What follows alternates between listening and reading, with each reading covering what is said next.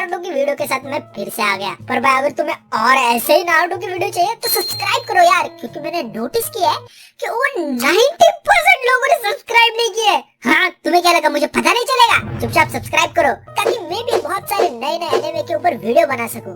Well, बहुत हो गया बकबक, वीडियो चालू करते हैं। सो देखो दोस्तों, नारुतो में one of the most unique और बैडेस्ट टेक्निक होगी तो वो है ऑफ कोर्स समनिंग जुत्सु, जिससे तुम वेरियस एनिमल्स को समन कर सकते हो अपनी हेल्प के लिए ड्यूरिंग द फाइट। और ये एनिमल्स भी कई प्रकार के होते हैं, जैसे कि birds, turtle, dog, toad, snakes etcetera, जिन्हें तुम एक कॉन्ट्रैक्ट के थ्रू समन कर सकते हो, जिसको हमने सबसे पहले जिराय सेंसे को यूज करते हुए देखा था इन द एनिमे। ये समन ऐसे वैसे नहीं, बहुत ही ज्यादा स्ट्रॉन्ग होते हैं। तो भाई आज के वीडियो में हम इन्हीं सारे समन्स में से 10 सबसे स्ट्रॉन्गेस्ट समन्स के बारे में जानेंगे। इतना ही नहीं, मैं तुम्हें लास्ट में एक ऐसे समन के बारे में बोलूंगा जो कि इन सबसे स्ट्रॉन्गेस्ट समन है, जो कि लिटरली किसी को भी हरा सकता है। सो लास्ट तक भाई जरूर देखना इन स्ट्रॉन्गेस्ट समन्स के बारे में, जिसमें नंबर 10 पे आता है पाउटा डांजो का summon by the name Baku. Well, Baku के बारे में हमें इतना कुछ इन्फो तो नहीं पता, अपार्ट फ्रॉम द फैक्ट कि बाकू एक एलिफेंट और लायन एनिमल का मिक्सचर वाला समन है, जिसे हमने सबसे पहले सास्के वर्सेस डांजो की फाइट के वक्त देखा था। जिस फाइट में बाकू ने खतरनाक वाली फाइट दिखाई दी। बाकू की मेन एबिलिटी की बात करें तो वो है उसकी ability to suck and devour, जिससे वो किसी भी चीज को सक कर सकता है।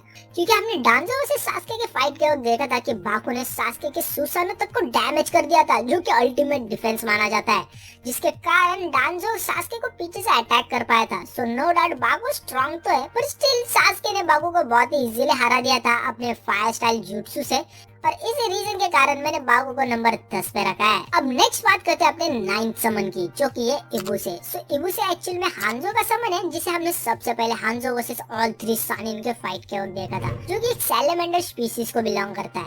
वेल, इबुसे के बारे में भी कुछ इतनी इन्फो नहीं है, पर थोड़ी बहुत इन्फो से हमें पता चलता है कि इबुसे एक पावरफुल समन था, जो कि लिटरली एक शिनोबी आर्मी तक को मार सकता है due to special ability poison cloud, जिससे इबुसे एक डेडली पॉइजन रिलीज करता है, जिससे अगर कोई भी इनहेल करेगा तो उसकी बॉडी नम पड़ जाएगी और वो इवेंचुअली मर जाएगा। और इस पॉइजन का भाई कोई भी बचने का तरीका नहीं है। आई मीन तुम इससे बच सकते हो अगर तुम्हारे पास एंटीडोट है तो, वरना तो भाई तुम्हारा गेम ओवर। पर चल, भले ही ये बहुत ही ओपी एबिलिटी है, पर इबुसे को ये पॉइजन क्लाउड यूज करने के लिए पहले 5 मिनट तक अपने अंदर पॉइजन को बनाना पड़ता है, ताकि वो इसे बाद में रिलीज कर सके। ऊपर से इबुसे डांजो का समन है, तो ऑफ कोर्स भाई स्ट्रॉन्ग तो होगा ही, पर स्टिल इसकी इतनी कोई ज्यादा इन्फो भी नहीं है, इसलिए मैंने इबुसे को नंबर 9 पे रखा है। अब नेक्स्ट नंबर 8 पे आता है घामाबुंडा। आई नो बहुत सारे लोग बिल्कुल भी अग्री नहीं करेंगे, पर एक बार मेरी बात सुन लो। देखो, घामाबुंडा एक्चुअली में एक टोड स्पीशीज का समन है, जो कि बिलोंग करता है फ्रॉम माउंट मियोबोकू, जहाँ बाकी सारे टोड्स भी रहते हैं। घामाबुंडा को हमने सबसे पहले जिराय को यूज करते हुए देखा था इन द एनिमे, पर ऐसा नहीं है कि सिर्फ जिराय उसे समन कर सकता है, उल्टा मिनाटो, कोनोहामारू, नारुतो भी घामाबुंडा को समन कर सकते हैं। फिर घामाबुंडा के एबिलिटीज और पावर्स के बारे में देखें तो घामाबुंडा अपने मुंह से ऑयल फेंक सकता है, जिससे वो फायर जुत्सु का पावर को एनहांस कर सकता है, और इसके साथ साथ घामाबुंडा वाटर ब्लास्ट भी यूज कर सकता है टू अटैक इट्स अपोनेंट। इतना ही नहीं, घामाबुंडा के पास खतरनाक वाली एजिलिटी और स्ट्रेंथ है, जिसका जलवा हमने शुकाकू के फाइट के वक्त देखा ही था कि कैसे घामाबुंडा ने शुकाकू, जो कि टेल बीस्ट है, उसे टक्कर दे दी और उसके हाथ तक को काट दिया था। और ऊपर से आगे जाके घामाबुंडा ने तो मांडा के साथ भी फाइट की थी और पेन के समन को भी अच्छी खासी टक्कर दी थी। और अगर तुम्हें पता ना हो तो मैं ये भी बता दूं कि घामाबुंडा ने तो लिटरली कुरामा तक को थोड़ी देर के लिए रिस्ट्रेन कर दिया था, जो कि भाई नो डाउट इजी काम नहीं है, पर स्टिल मैंने घामाबुंडा को नंबर 8 पे रखा है, क्योंकि देखो घामाबुंडा के पास कोई स्पेशल एबिलिटी ही नहीं है, जैसे कि बाकी सारे समन्स के पास है। नेक्स्ट नंबर 7 पे आता है लेडी कात्सुयो। आई नो बहुत सारे लोग बोलेंगे कि लेडी कात्सुयो शुड बी बिलो घामाबुंडा, पर personally I don't think so. देखो, लेडी कात्सुयो एक्चुअली में स्लग स्पीशीज की समन है, जो कि बिलोंग करते हैं फ्रॉम शिकोत्सु फॉरेस्ट, जिसको हमने सबसे पहले सुनाडे को समन करते हुए देखा था। वे लेडी कात्सुयो की एबिलिटीज और पावर्स के बारे में देखें तो लेडी कात्सुयो अपने मुंह से एसिड फेंक सकती है, जिससे वो रॉक्स तक को मेल्ट कर सकती है। इसके साथ साथ लेडी कात्सुयो अपनी हीलिंग पावर्स के लिए बहुत ही ज्यादा यूजफुल है, क्योंकि लेडी कात्सुयो की हीलिंग पावर्स इतनी ज्यादा पावरफुल है कि उससे वो लिटरली बॉडी पार्ट्स तक को रीजनरेट कर सकती है। और ऊपर से लेडी कात्सुयो हीलिंग पावर्स का असली जलवा हमने पेन आर्क के वक्त देखा ही था, जब लेडी कात्सुयो ने पूरे विलेजर्स को बचा लिया था, जिससे तुम समझ सकते हो कि ये हीलिंग पावर्स कितनी ज्यादा पावरफुल है।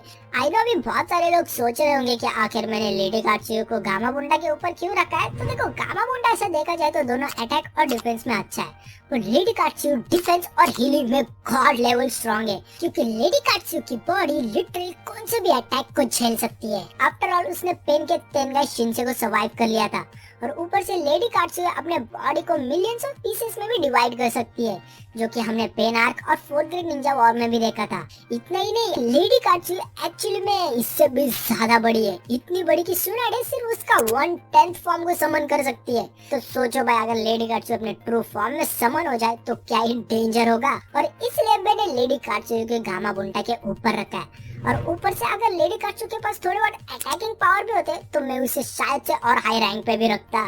अब नेक्स्ट नंबर 6 पे आता है सबसे हरामी समन, मांडा। देखो, मांडा एक्चुअली में एक स्नेक वाला समन है जो कि ryuchi केव से बिलोंग करता है। वेल, मांडा ऐसा देखा जाए तो एक एक्सट्रीमली पावरफुल समन था, जो कि ओरोचिमारू और सास्के का समन था। पर मांडा पावरफुल होने के साथ साथ एक नंबर का पाउटा भी था, क्योंकि मांडा एक लौता ऐसा समन है जो कि अपने समनर की बात नहीं मानता और उल्टा अपने समनर को ही धमकी देता है कि मैं तुझे मार दूंगा अगर मुझे फिर से बुलाया तो। ऊपर से अगर तुम्हें पता ना हो तो मैं ये भी बता दूं कि ओरोचिमारू जब भी मांडा को समन करता है तो मांडा उसे बोलता है कि तुम्हें मुझे 100 ह्यूमन सैक्रिफाइस देने पड़ेंगे, तभी मैं तुम्हारी मदद करूंगा। भाई कुछ भी बोले, ये मांडा का अलग ही लेवल का जलवा है। वेल, मांडा की एबिलिटीज के बारे में देखें तो ऐसे कोई स्पेशल पावर तो नहीं है मांडा के पास, पर मांडा के पास खतरनाक वाली स्पीड और स्ट्रेंथ है। इसलिए तो अगर तुम्हें याद हो तो मांडा ने अकेले से कात्सुयो और गामा बुंडा को पेल दिया था। ऊपर से मांडा ने काइंड ऑफ देदरा के अल्टीमेट अटैक तक को झेल लिया था, पर वो अलग बात है कि उसके बाद वो मर गया था। पर स्टिल भाई, मैंने इसे नंबर 6 पे रखा है। अब मांडा के बाद नंबर 5